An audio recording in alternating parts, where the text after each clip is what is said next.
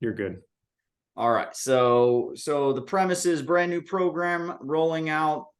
You make sure it's set up for success while also getting all the bells and whistles that you need approved from your CRO so that you can do things like keep the team in check, keep your partners organized, automate what you need to automate, manage what you need to manage.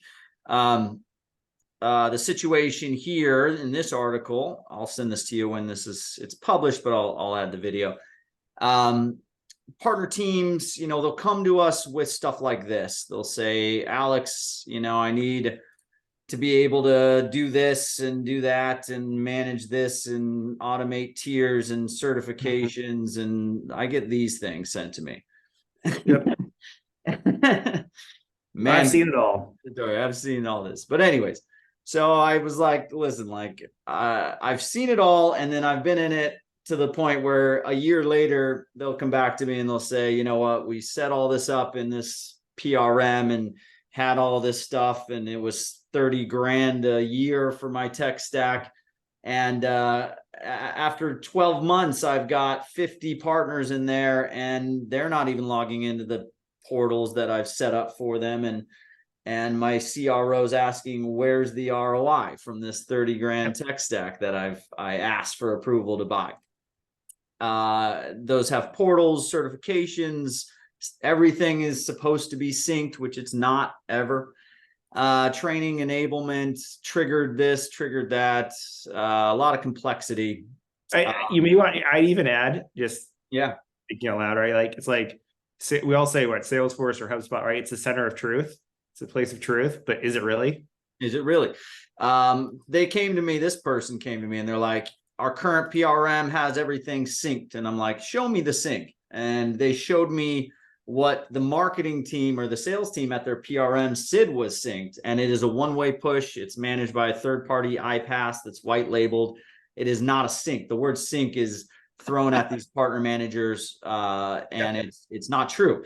So anyways, they come to me with all these needs and we dive in deeper, things like partner payouts. Do you need to pay your partners? Should you pay your partners? Very important question, because if you decide to pay your partners, you're in a rabbit hole. Certain circumstances it's necessary, but we call those affiliate marketing programs, not partner programs. So separate that. Should you do a spiff, and have to deal with the tax thing? Like, but even that, like I was talking to a partner this week about it. He's like, oh, why are people who are good with spiffs? We can do it. And I'm like, I don't want to go through the legal hassle and financial hassle of a spiff. Like, I could just, buy dinner. The idea of spiffing your salespeople internally when they do things like find out when a current customer is working with a solution provider. Spiff that person, spiff that salesperson. So the main thing is reserve the money that you allocate for expensive software and time-consuming stuff and asset creation and all that, and put that into a budget for market development funds and use that for creating events that benefit your partner, or even paid campaigns that benefit your partner. I talk about partner program tiers in here as well. We're getting to that point in partnerships and partner programs where it's just all too complex, and even tiers are becoming a situation of contention. And then you have internal tiers versus external tiers. Exactly. Let's talk about that, internal versus external. So I'll show you how to do all this too in a world where, say, your CRO says, no, I'm not going to give you permission to spend all that money that you want to spend. Come back to me with a budget that's far less than that. This is what you would come back to them with. CRM sync, I mentioned that. Certifications and portals. We even run polls on all this stuff for our solution provider community, and they say, no, your certifications do not benefit us. We do need to know how to use your solution and how to sell it and how to operate it, but do not push us to a certification. We're over it, right? I wonder, I'm going to argue with you on that one for a second. I wonder if certification really depends on where you fit in the market. So like if you're a Salesforce, I think of like a Hootsuite, right? If you're actually a leader in the market, your certifications aren't just product, but education around, like, if I think about the Hootsuite model, That's best practices in social media. Like that is a different certification conversation than say Oh yeah. mid-market, early, you're just, you're doing it because they, it's a step on their their tier process. This is the 90%. The 90, I'd argue the 99% of SaaS So, companies. and I think I separate those two buckets, right? Like there's like a HubSpot certification versus 99% of everybody else. Exactly. So if you're the HubSpots of the world, which again, 99% of you need to realize and tell your CEOs this, we are not going to be a HubSpot. We're never going to be a HubSpot. Yeah. We are going to exit this industry in 3 to 5 years and, get our money and go. And we are not planning to be a HubSpot. Or maybe you are. Maybe you really are planning to be that HubSpot of the ecosystem, and wait until you're there. Oh, yeah. Certifications will come with demand. Your partners will say things like, you are rolling out features and our customers want help with those features, and we need training, and we need to at least be able to sell to SEO. You think about it like, if I'm searching for your SaaS plus experts, of course, you need to start showcasing that one expert is more of an expert than another expert. But if you look on Google search and Google Analytics, and you check your SEO software, and there are 0 queries that lead to anybody's website for your product plus experts, right? You do not need certifications. Yeah, and I see it here at the bottom. You mentioned, Salesforce, HubSpot, Microsoft, but I was like, I've been on both sides of that. So yeah,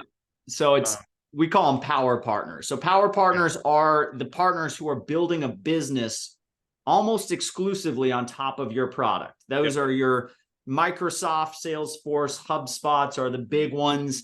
We get into ClickUp sometimes, Asana, you'll see those power partners, Zendesk sometimes, but very few and far between, especially nowadays. There's 10,000 plus MarTech alone. That's not even sales tech. That's not even fintech. It just gets crazy. Well, and in my case, for one of my scenario and one of my examples, so GeoTab, which is a big partner of ours, we integrate with, I think something like 70% of their revenue is sold by resellers. Yeah. And so, right, like these are companies that are building around the GeoTab model, and then we get added in. We're getting brought into that deal. Yep. Perfect. Perfect. Yeah. So, piggyback off the ecosystem partner of yours. Let them create the certifications. Let them create the complex tiered program. You're going to ride that wave, but let them deal with all that. And in those worlds, most of those big power partner ecosystem technology companies will have their stuff fully customized and built out internally. And again, if you believe you're going to get there eventually, have the high hopes. But what will happen in practice is you will find out that very quickly how much your partners really do truly need from your program, and how much is noise and becomes noise. And the words are portals, the words are automated messaging, the words are, your PRM itself, and how much actual value and ROI does all this stuff bring back to your program. So needing to pay commissions, have that conversation internally, whether or not those are reserved for spiffs and MDFs, very important conversation. The need for complex tiers. Are you going to become that HubSpot, Salesforce, Microsoft, or are you really going to just ride the wave that the bigger ecosystem and their tiered program create for you?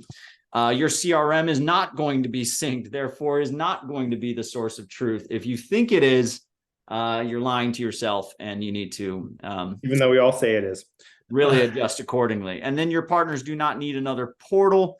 They do not need another place to log in. It's just more noise for them. Keep your own internal organization and your internal definitions and internal tiers separate. Don't make your partners have to deal with that stuff. That's just the suggestion. Now, I think that also goes to one of the reasons why, like, I'm looking at like a super glue versus a portal at this point is I can put in that lead reg form. I can put in that top of mind where they're at. Like, I'm not big enough that some sales rep's going to go to a portal. Exactly. So anyway, so let's talk about the free, again, way to manage all this. If you're at that stage where you need to prove your partner program before you go to your CRO with budget for all this stuff, our recommendation is Airtable and the automations within. You may have been Marco's session, maybe not. Mutual Success Plan, were you there at Catalyst for this? I wasn't at a session, but I have his deck and I know Marco. I mean, I've followed him. We've chatted before. So this is his deck. It's, if you're watching this, Marco's Mutual Success Plan. Yep, I have the deck. Actually, I think I have it up somewhere. Yeah, he presented at Catalyst. It was really great. Maybe it was that part of the session. I could have caught part of it. I don't know. The problem was they didn't record them, and I didn't know they weren't recording them. No, it's fine. It's fine. But anyways, I took this, and if you're unfamiliar with Marco's, each one of these, what Marco does is he'll have this actual CSV, actual Google Sheet, and he'll have it stored per partner in a folder. So partner name, PM contact, kickoff. He'll do this per partner. What I did is change the format so that all of your partners can be on one tab, which then allows me to put it into an Airtable base, which then allows me to publish it as a base in the universe, the Airtable universe. And I'll link to this below the video if you're watching. So you can actually just start off on this template. And again, we're talking about running your partner program for free using triggered automations, an interface so that your KPI dashboard is visible for your leadership and your team. And of course, all of your partner data that's organized by stage, that has a form for your sales team or your partner team to add new partners, and of course has automation. So I'll take you through an example automation. So partner 1 is at vetting stage and account mapping is connected. Partner 5 is at a vetting stage and in-person meeting, on and on and on. If I want to add a new partner, which I did here, I've added a partner, and I'll talk about health scoring in just a second. You also have team obligations here. So is this on my desk, or is it on my marketing team's desk, or is it on both of desks? You also have your account mapping invite link. That's a part of the automations I'll show you here in a sec. And then we have a clear view of average health score for all of my partners, as well as the last partner that I scored. Health scoring, this is a part of Marco's talk at Catalyst as well. This is all Marco's, how he defines and scores his partners. His was percentage based. I changed that to 0 to 10 stars. And the reason I did that is because after you get done scoring a partner, which shows up here, so I'm going to score this partner based on all of these levels. And if the partner score is below 5, and if I update this partner score here, let's find one like a 9. If I update that to a 5 or 4.8, sorry, below 5, this automation kicks in and it says when a partner health score drops is less than 5, I'm going to trigger a Slack message to my team saying this partner name is at a health score of 4.8. Please review and make suggestions on how we can improve. Here's their point of contact email if I want to message them. And then there's the alert in Slack. Partner Hub alerts, partner health is 4. Please review. Here's the point of contact, as well as other automations like partner 50 has just been created. Make sure that they are at the correct stage. And here's a link back to the base. That's this link here.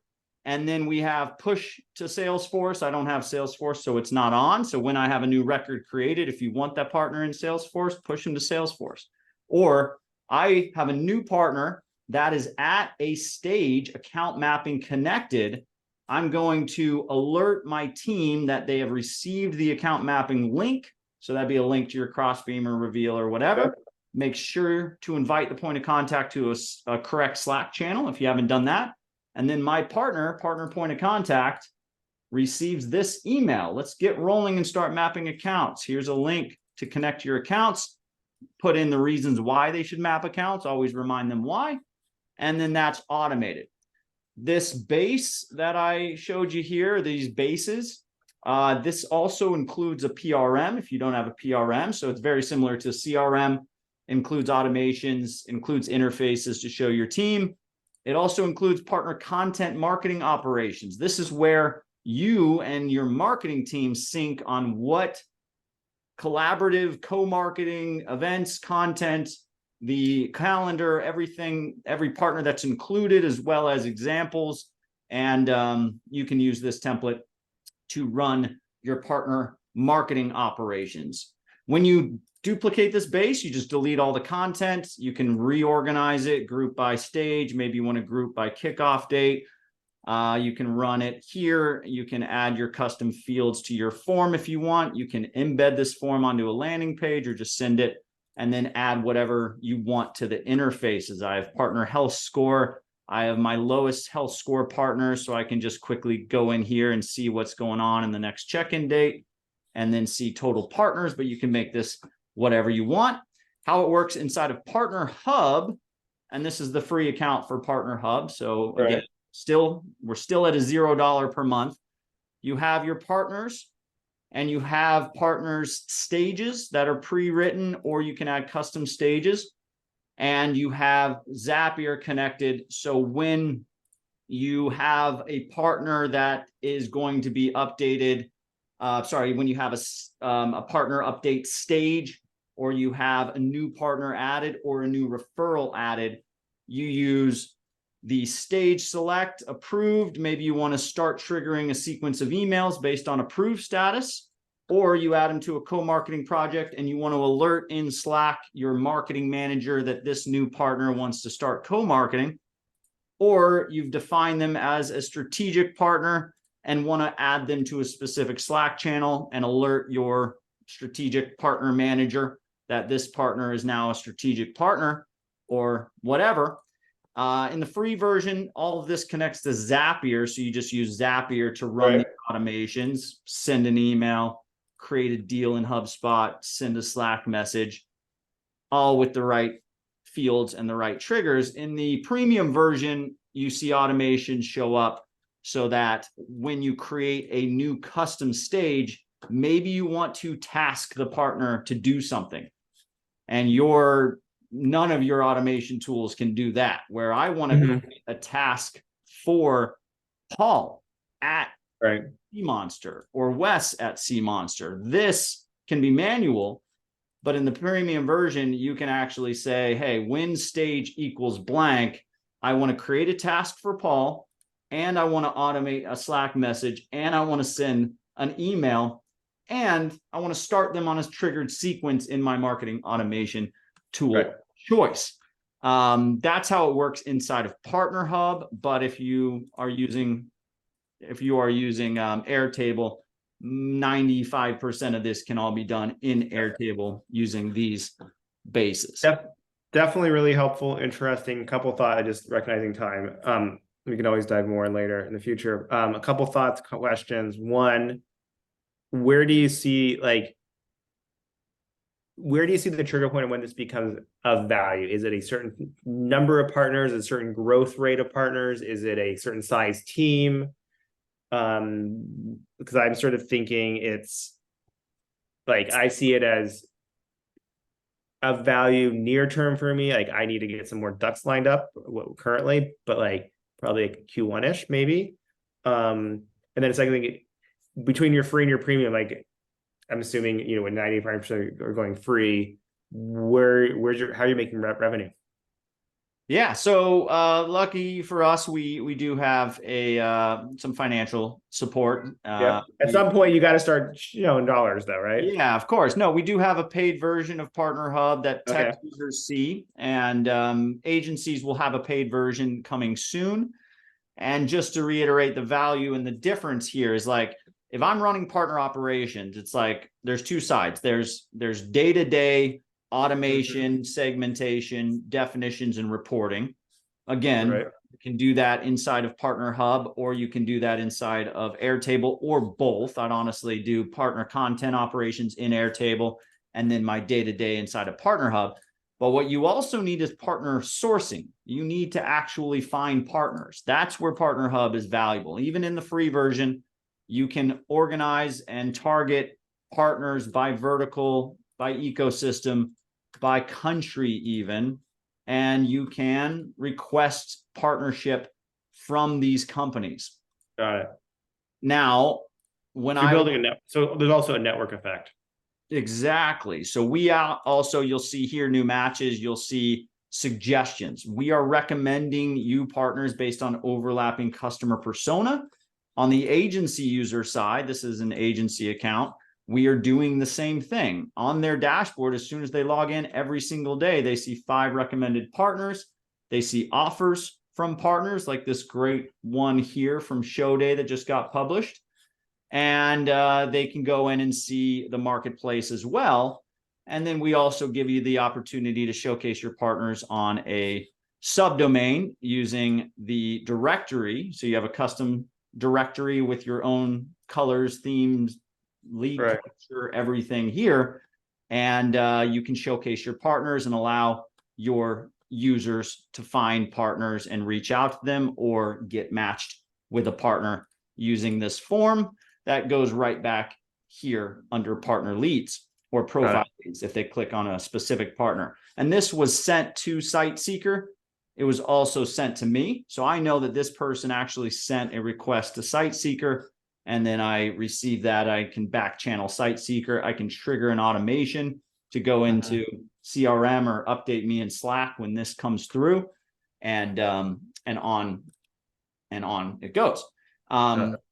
Our account mapping feature is called Circles, which will allow you to put go-to-market focuses into Partner Hub, into a marketplace, and work with those partners that opt into your circle on a go-to-market function. So if you want to get into Latin America, or if you want to share leads from Catalyst, you would create a circle, invite your partners, put it to the marketplace if you want to source non-partners and bring them into circles, and then collaborate on shared data inside of a go-to-market motion inside of the circles feature. That's coming soon.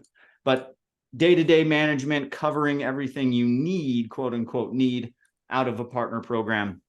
Partner Hub does the 95%. Airtable does most of it as well. And then it comes down to, just being honest with yourself about what you truly need versus what's, nice to have, but costly. You know what I'm saying? And costs just put more pressure on the partner managers, and people lose their jobs. No, I hear you.